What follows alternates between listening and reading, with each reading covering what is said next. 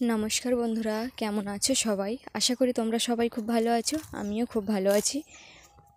एखन देखते पाচ্ছ आमादेर घरेर रड जे आংটাগুলো তৈরি করা হয়েছিল বা রিং যেগুলো সেগুলো সবকিছু রডের সাথে কিন্তু বেঁধে দেওয়া হয়েছে। এই রকম পরিস্থিতি এখন। আজকে রোদটা পুরো চড়া, খুব বড় বড় চিংড়ি মাছ কাটছে।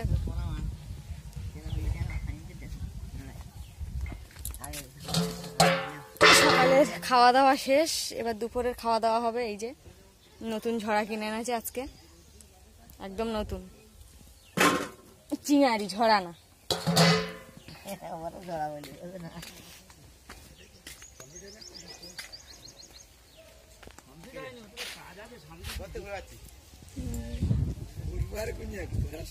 ঘুরপাক খাচ্ছে কেন এরকম করে? সবগুলো ঘুরপাক খাচ্ছে। তা আমি ওটা দেখে প্রথম ভাবলাম মনে হয় ওটা শক্ত মতোই বাঁধা থাকে, কিন্তু ওটা ঘুরপাক খাচ্ছে। আমি কখনো দেখিনি, এই প্রথম তো। নিজেদের ঘর হচ্ছে বলে একটু দেখছি, না হলে আর দেখা হয় না আর কি। আর বাবাদের যখন ঘর হয়েছিল তখন তো আমি বাড়ি ছিলাম না, আমি থাকতাম হোস্টেলে, সেই কারণে আমি আর অত দেখিনি বললেও চলে। তো এখন ভালো করেই দেখছি। আর এখানে দেখো হাত দিচ্ছি, তো আমাকে বলছে হাত দিতে হবে না, তো আমি আর হাত দিলাম না। তারপরে দুপুরে রান্নাবান্না করতে চলে এসেছি। এখানে কুমড়ো এনেছে একটা, তো কী খাওয়া দাওয়া হবে সেই নিয়েই দুশ্চিন্তায় থাকা প্রত্যেক দিন। কিন্তু যেহেতু কুমড়ো এনেছে আর বাজার থেকে মাছ এনেছে, আর আলু তো বাড়িতেই আছে, তাই ভাবছি কুমড়ো আলু দিয়েই মাছ হবে। আর কুমড়োটা এত সুন্দর, মানে কাটছি তো বেশ সুন্দর শব্দ হচ্ছে, আর মিষ্টি, আর ভেতরটা দেখো কি সুন্দর দেখতে লাগছে। কুমড়োটা একটু বড় বড়ই করেই দিলাম, কারণ এখন তো যেহেতু মিস্ত্রিরা তোমাদের ওদিকে কীরকম কী হয়, হয়তো কন্ট্রাক্টেই হয়, ও কন্ট্রাক্টে ঘর হলে খাওয়া দাওয়া দেওয়া লাগে না, কিন্তু মিস্ত্রিদের বাড়ি তো অনেক দূরে দূরে হয়ে থাকে, সেই কারণে বাড়ি যাওয়া আসার যে সময় সেটাও ওরা পেয়ে ওঠে না। ওই জন্য সব জায়গায় খাওয়ার ব্যবস্থাই আমাদের গ্রামের দিকে এরকমই হয়ে থাকে, দুপুরে সকালে খাওয়ার ব্যবস্থা হয়ে থাকে আর কি। তো দুপুরে কি দেব, বেগুন আছে যেহেতু গাছের, কিন্তু গাছের বেগুনগুলো থাকলেও বেগুন না নষ্ট হয়ে যাচ্ছে, মনে হয় ওষুধ মারতে হবে, পোকায় কেটে দিচ্ছে আর সেই কারণে নষ্ট হয়ে যাচ্ছে।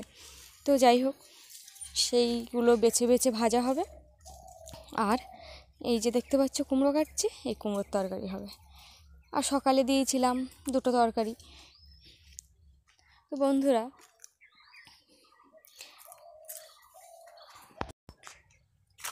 আর এই যে মানে শুনছিল আমার কাছে যে কুমড়োটা ভালো কি না, তো আমি কেটেছি।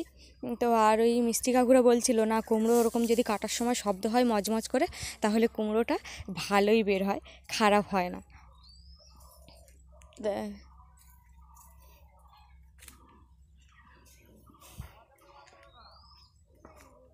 তো পুকুর থেকে মানে জাল ফেলেছে বাবা, কিন্তু সেরকম কোনো মাছ পায়নি। আর যেগুলো পেয়েছে তখন হচ্ছে আমি রান্না করছিলাম, তখনই জাল ফেলেছে, তো ওই জন্য তোমাদের আর দেখানো হয়নি। আবার আমি এই তরকারিগুলো নিয়ে না ধুতে গেছিলাম, কারণ ধুয়ে এনে তরকারি বসাবো। তো ভাবলাম যে হচ্ছে অনেক লোক যদি কম পড়ে, তো দেখো আবার এতটা কুমড়ো কাটলাম, কেটে আর ওর সাথে দিয়ে দেবো। কুমড়োটা কাটছেই না, মানে আমার গায়ের শক্তিতে আর হচ্ছে না কুমড়ো কাটা।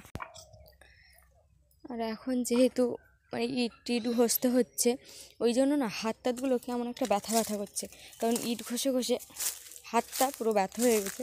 তো যাই হোক, ওই কাজগুলোই তো করতে হবে, না করলে ওরাও কাজ মানে এগিয়ে নিয়ে যেতে পারবে না। তো সেই জন্যই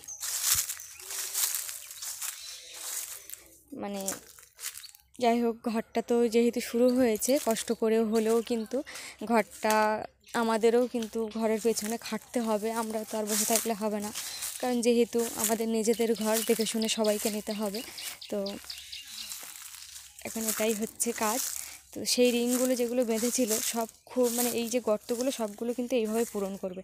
তো এগুলো সব কিছু কমপ্লিট হয়ে গেলে তোমাদেরকে কিন্তু দেখাবো যে কিভাবে রিংগুলো বাঁধছে বা কী করছে। তো এখন বালি এসছে, আজকে সকালেই বালি এসছে, বালি কদিন আসেনি।